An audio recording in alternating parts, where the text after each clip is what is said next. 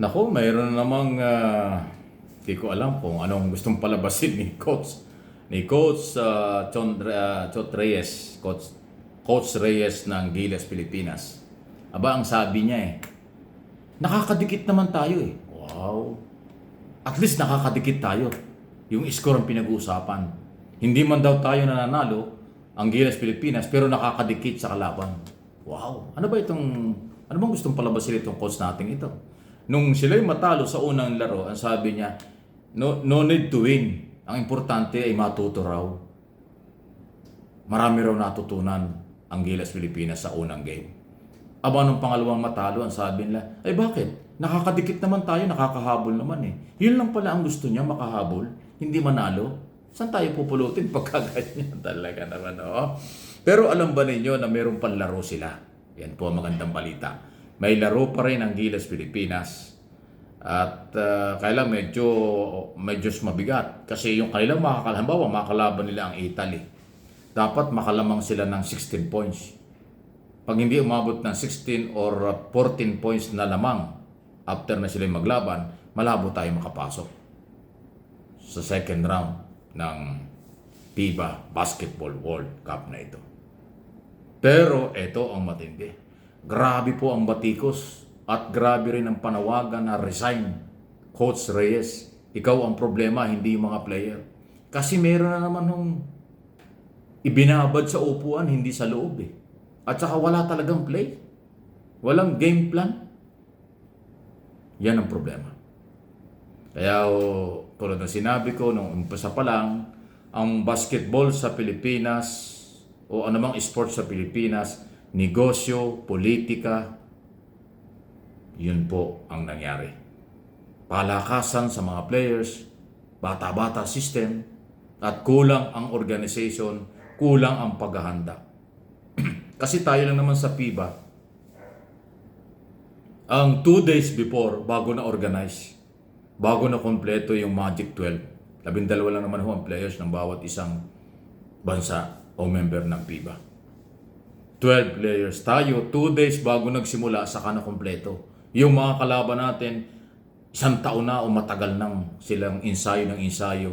Mataas ang chemistry, maganda ang moral kasi malayo pa lang 12 na sila. Tayo, grabe, sobrang late ng paghahanda. Tapos yung katwiran ng coach, ganun pa. Hindi daw kailangan manalo, importante matuto lang. Hindi naman daw napapag-iwanan, nakakadikit tayo sa kalaban. Kaya yung nababasa ko mga comments, galit na talaga eh. Galit na talaga. Yung iba nga talagang below the belt na yung mga comments, laban sa coach. Kasi nanghihinayang sila. Home court advantage hindi maramdaman. Dito ang naglalaro sa Pilipinas, bakit ganun ang dating ng ating mga players? International ito, napakalakas na promotion ng FIBA. Ang buong mundo ay nakamonitor kung ano ang kakayanan ng Pilipino sa basketball. At kung sakaling gagaling sila, baka sila ay masama sa mga NBA players pagdating ng araw. Ay, ang performance na yun, paano kakukunin ng NBA? Si Kyle Soto, magandang performance nung huling pangalawang laban. At least naka 9 points yata. May rebounds. May depensa. Although may mga foul na naman. Kasi yun ang problema kay Kyle Soto. Hindi siya maingat sa fouls. Ang laki-laki niya. Pwede namang hindi sabayan niya yung tatalon sa ilalim. Pwedeng paunahin niya bago siya tumalon. Nauna pa siyang tumalon. O pag talon niya, sasabitan lang siya na may hawak ng bola. Foul, counted. Ganun yun eh. Alam mo ang laro, gulangan. Pasintabi na sa lingwahe. Talino. Sa basketball, hindi kailangan ang malaki ka lang. May talino ka niya kung paano ka makalusot. Kasi lahat kayo magagaling eh. Paano mo lulusotan yung magaling na katulad mo? So, ang diskarte dyan, pag nasa ilalim ka, nagbabantay ka ng kalaban, huwag mong sabayan tumalon. Kasi malaki siya eh. Kahit maunang tumalon yung binabantayan niya, kaya niya sapawan yung kasi mataas siya. 7-footer. Ay ang ginagawa niya, nauna pa siyang tumalon. Kaya pag talon na may hawak ng bola, sandali, foul ka agad kasi sinasadyang sabitan siya. So, dapat maaral eh.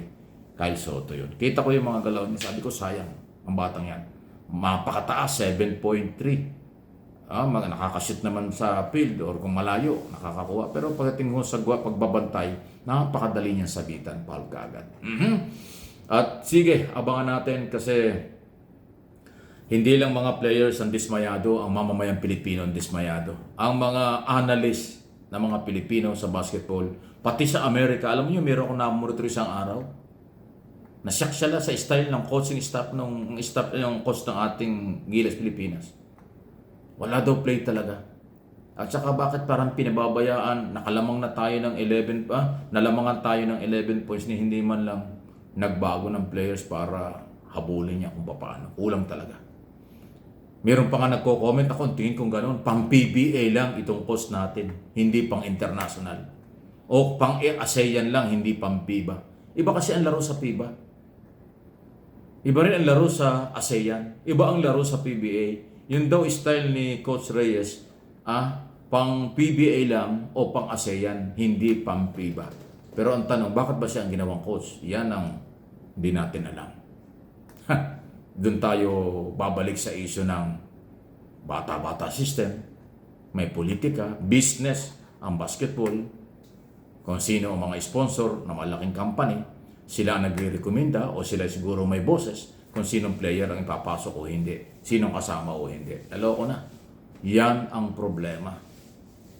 Parang PBA lang. Politika, basketball, artista. Kaya yun ang dating ng basketball ngayon natin eh. Kaya nga sabi ng ibang coach dyan napag-iwanan na tayo sa Asia pa lang. Napag-iwanan na tayo sa galing ng mga Asyanong basketballista. Tapos ngayon naghahangad tayo sa FIBA. Sa bagay, hindi naman masama ang managinip. Kailangan maingat, baka bangungot ang abutin nyo. Di ba? Yun sa ongoing na basketball. Ako nanghihinayan talaga. Kasi ako nanonood din ng basketball, local, national, international. Ibang-iba talaga ang galaw ng ating Gilas. At dito kasi yung inuulit ko, yung pagkakataon sa dami ng fans. Isipin mo lahat ng Coliseum, lahat ng pinaglalaroan ng basketball, puno halos at Pilipino yan, siyempre, majority Pilipino. Tapos, mas maingay pa yung dayuhan kasi sila nakakalamang. Hindi halos umadinig, pero makita mo nakasimangot, nagdadasal, malungkot ang mukha kasi lagi tayo naghahabol.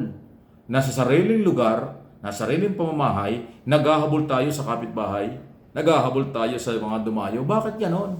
Dapat tayong hinahabol. So marami pa talagang dapat galawin, pag-aralan. So huwag po kayo magtatampo. At dun po sa mga nagko-comments na may halong galit na at kung ano pa, nababasa ko po yun. So hindi ko kayo masisi. Talagang dismayado kayo. Mahirap matulog sa gabi nang natalo yung ating team. Masarap matulog kung nanalo dahil mataas ang moral. Pero na-stress ka, tapos matutulog ka, ang hirap matulog no. Pero huwag natin masyadong dibdibin. Relax na. May pag-asa pa. Kung yung pag-asang yan maliit, at least may pag-asa pa. Pero yung malaking pag-asa, malabo. Maliit na lang ang pag-asa natin. Kasi kailangan tayo sa ating mga kalaban, malaki ang magiging lamang bago matapos ang game. Kung tatlo, dalawa lang ang lamang natin, wala rin. Kasi percentage, meron kong kwentahang ganun. Wow. Sige. Dasal na lang. Baka may pag-asa pa. Buhayin. Nasa ng puso. Gilas, puso. Mukhang malungkot ang puso ng mga nanonood.